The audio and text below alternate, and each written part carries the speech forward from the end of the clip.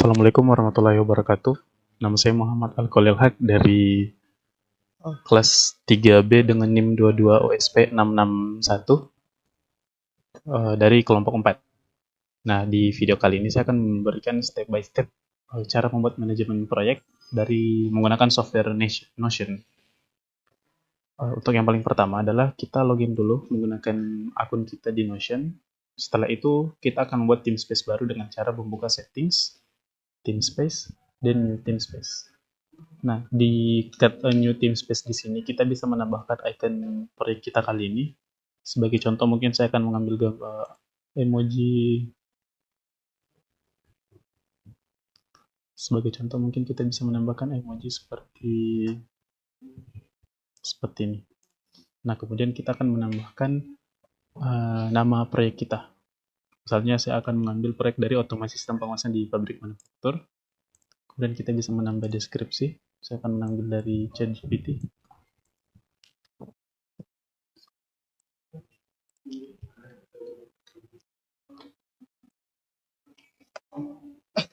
Nah, setelah itu kita akan membuat create team space baru. Nah, setelah team space baru terbuka, kita bisa mengundang beberapa teman atau untuk kita jadikan tim di proyek kali ini. Sebagai contoh, mungkin saya akan add beberapa akun di sini.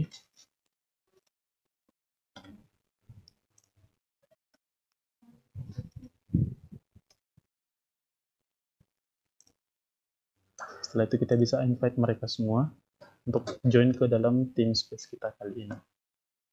Setelah team space dibuka, di sini ada team space home, cuman kita akan skip pada bagian sini. Kita bisa move to trash, dan kita akan menambahkan page baru. Nah, di page baru kali ini kita akan membuat yang namanya structural organization. Kita bisa tambah di sini, kita bisa add icon dulu. Terus bisa tambahkan cover. Kemudian kita bisa klik structural organization.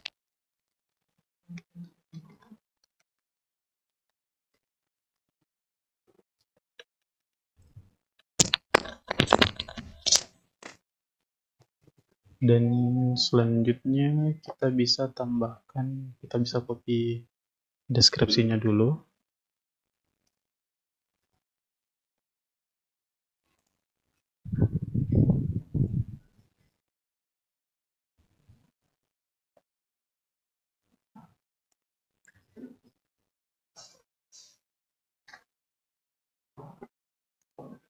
Cover structural organization.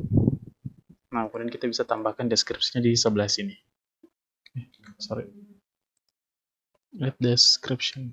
Nah, di sini kita bisa ubah dulu sesuaikan dengan nama proyek yang akan kita buat kali ini. Yaitu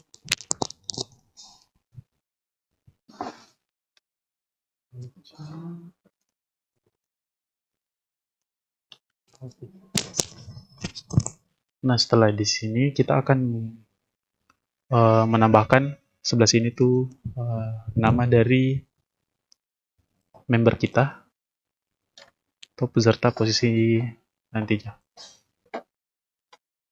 Menyesuaikan dengan contoh yang ada di sebelah sini. Untuk mempersingkat waktu mungkin saya akan skip dulu.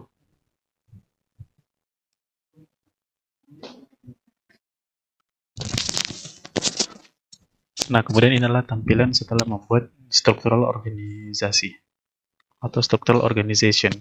Ada dari nama yang dimana di sini adalah posisi yang ditempati, kemudian ada person adalah orang yang menempati posisi tersebut, ada email, phone number, sedangkan ini adalah final project role-nya. Kurang lebih contohnya seperti ini. Nah, setelah membuat structural organization, kita bisa masuk ke cara membuat work progress. Dengan metode yang sama, kita add a new page. Kemudian di sini kita lanjut membuat mengetik namanya work progress. Nah, kemudian sama seperti tadi kita bisa add icon. Contohnya saya mau ambil emoji yang misalnya contoh ikonnya itu gambar buku. Kemudian bisa kita tambah covernya untuk mempercantik tampilan. Dan setelah itu kita bisa tambahkan table. Sorry, cover. Kurang lebih seperti ini. Untuk mempersingkat waktu, saya akan langsung saja untuk membuat sisi tabelnya, biar durasi tidak terlalu panjang. Nah, kurang lebih tampilan setelah kita membuat work progress itu sudah seperti ini, di mana pada sebelah di sini ada yang namanya tes atau tugas dari masing-masing divisi, dan yang bertanggung jawab terhadap tugasnya itu bisa dilihat di sebelah sini, dan status adalah keterangan dari tugasnya apakah sudah dimulai, sebelum dimulai, atau dalam keadaan progres. Dan di sini adalah deadline-nya, bisa kita lihat antara dari 1 September sampai 3 September adalah tugas untuk perencanaan awal dan koordinator proyek. Nah, di sini adalah progresnya sudah berapa persen, dan adalah di cost ini adalah biaya dari masing-masing tugas yang muncul di proyek kita kali ini.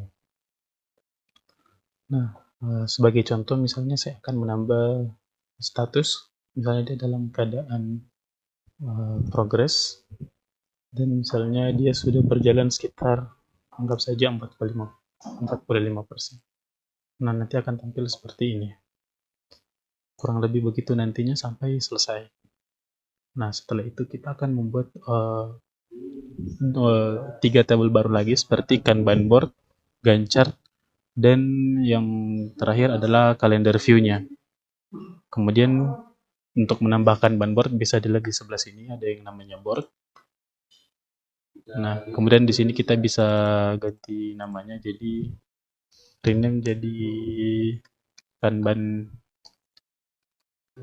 board. Kanban board. Nah, sudah berubah seperti ini. Nah, di Kanban board ini kita bisa melihat secara keseluruhan apa saja proyek yang sudah dimulai, yang belum dimulai, dan sementara berproses, dan yang selesai. Setelah itu, nah di sini bisa dilihat beberapa yang belum dimulai. Ini adalah yang sementara berproses, dan yang selesai belum ada sama sekali. Jadi masing-masing tabel ini akan saling terhubung. Kemudian selanjutnya kita bisa tambah untuk membuat yang namanya Gantt chart. Sebentar, coba saya cek dulu di sebelah sini. Nah, untuk Gantt chart-nya itu dia pakai timeline.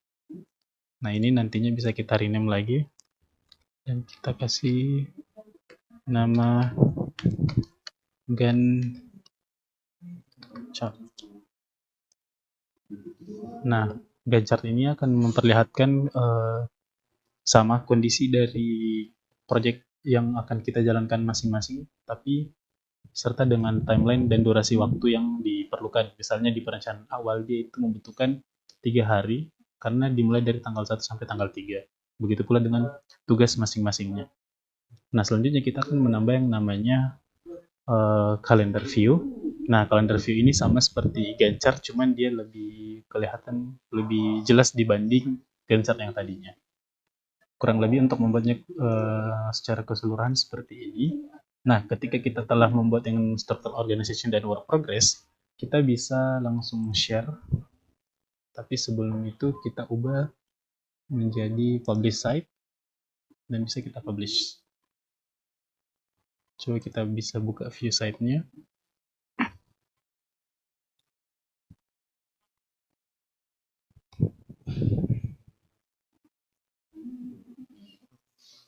Nah, kurang lebih akan tampil seperti ini. Nah, di view site ini orang-orang bisa melihat progres dari project kita.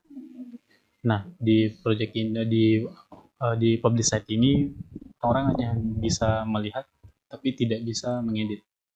Cuman mereka bisa copy dan melihat apa-apa saja yang nantinya akan kita lakukan dari tugas masing-masing di proyek kita kali ini. Mungkin secara garis besar itu saja yang bisa saya sampaikan. Kurang dan lebihnya mohon dimaafkan. Wabillahi taufiq wal hidayah. Assalamualaikum warahmatullahi wabarakatuh.